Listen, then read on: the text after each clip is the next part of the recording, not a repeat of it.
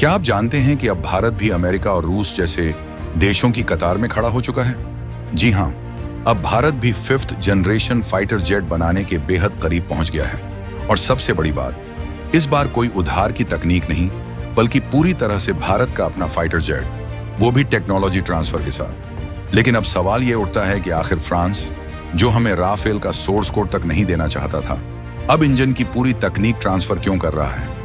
पूरी कहानी आपको विस्तार से बताएंगे। जापान का भारत को भेजा 6ठी जनरेशन जेट का प्रपोजल, फ्रांस की सैफ्रॉन कंपनी की दिलचस्पी, अमेरिका की देरी और भारत का डिफेंस ड्रीम।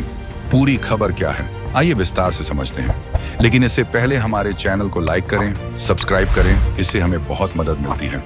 तो चलिए मुद्दे पर आते हैं। देखिए, जिस तरीके से कोई घर या फिर परिवार पूरी तरीके से आत्मनिर्भर नहीं हो सकता, उसे अपनी जरूरत के लिए दूसरों के साथ तालमेल रखना ही पड़ता है। उसी तरह दुनिया में जितने भी देश हैं, उनमें से कोई भी देश पूरी तरह से सेल्फ डिपेंडेंट यानी कि आत्मनिर्भर हो ही नहीं सकता।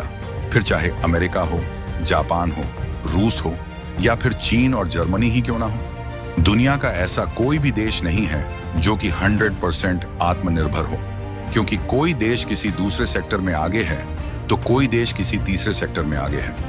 यही हाल भारत का भी है। भारत कई मामलों में आत्मनिर्भर है, लेकिन कई मामलों में भारत अपनी जरूरत के लिए दूसरे देशों से जुड़ा हुआ है।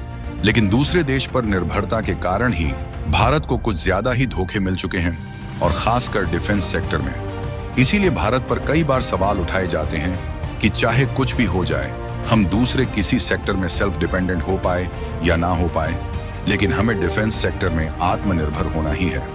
और उन सभी देशों के मुंह पर तमाचा मारना है जिन्होंने भारत को धोखा दिया है।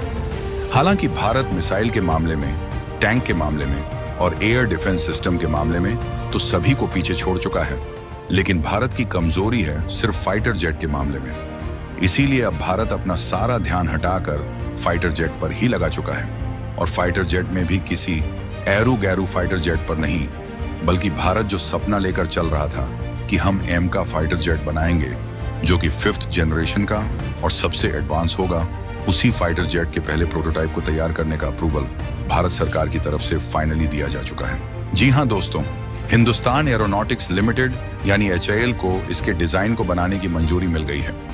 यह नया फाइटर जेट ऐसा होगा जो दुश्मन की नजरों से बचकर हमला कर सकेगा। इसीलिए इसे एम का प्रोजेक्ट कहा जा रहा है, जिसका मकसद है भारत की वायुसेना को और ताकतवर बनाना, वह भी किसी दूसरे देशों के भरोसे नहीं, बल्कि खुद आत्मनिर्भर होकर। आपको बता दें कि इस प्रोजेक्ट को प्रधानमंत्री नरेंद्र मोदी की लीडरशिप वाली एक खास समिट ने मंजूरी दी थी, जिसे बनाने में करीब 15,000 करोड़ रुपए खर्च होंगे।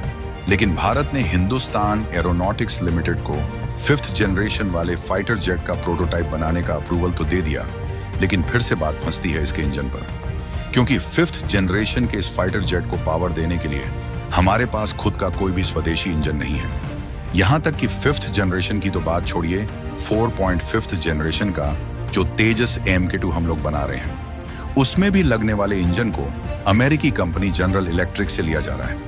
लेकिन अभी तक लगभग 2.5 से 3 साल की देरी हो चुकी है, और भारत अमेरिका पर पेनल्टी तक लगा दिया, लेकिन अभी तक केवल इसका पहला इंजन ही भारत को मिल पाया है।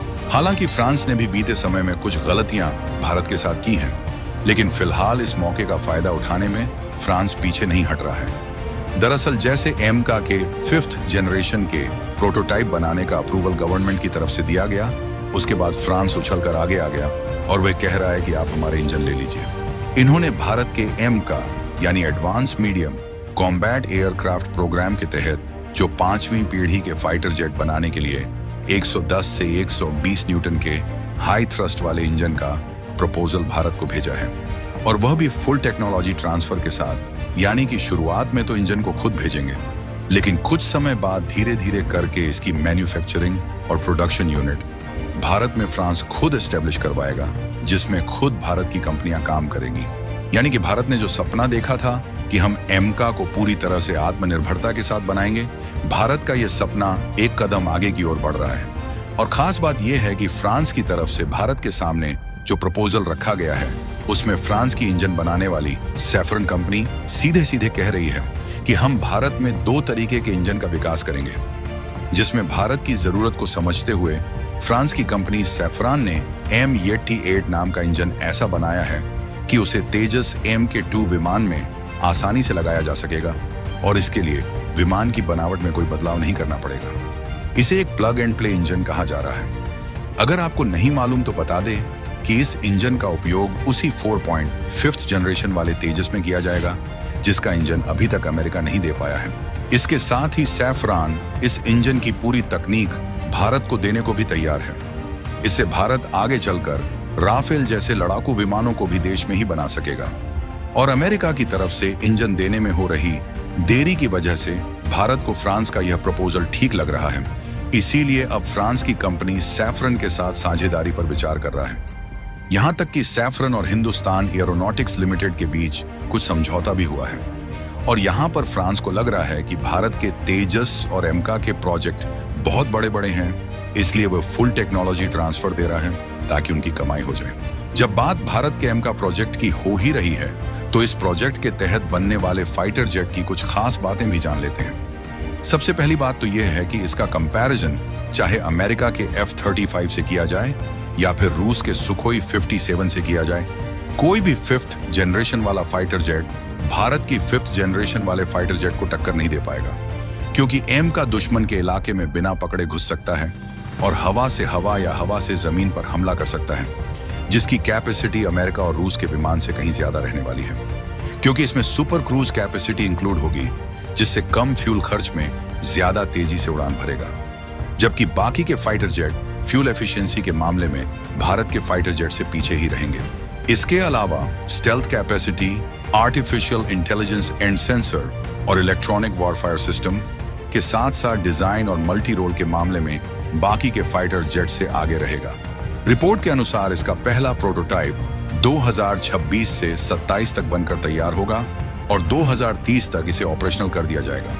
फिलहाल उम्मीद है कि शुरुआत में इंजन देने के मामले में अगर फ्रांस धोखा नहीं करेगा तो आगे चलकर भारत खुद का इंजन वैसे भी बना लेगा। बाकी आप लोग भारत के स्वदेशी 5th जनरेशन फाइटर के MCA पर क्या कहना चाहेंगे? अपनी राय कमेंट में जरूर बताएं और इस वीडियो को लाइक करके अपने मित्रों तक शेयर जरूर करें ताकि उन्हें भी जानकारी मिल सके। इसी तरह और भी नॉलेजेबल वीडियो देखने के लिए चैनल को सब्सक्राइब करके बेल आइकन को ऑल पर जरूर सेलेक्ट करें। फिर मिलेंगे एक और नए वीडियो के साथ। जय हिंद।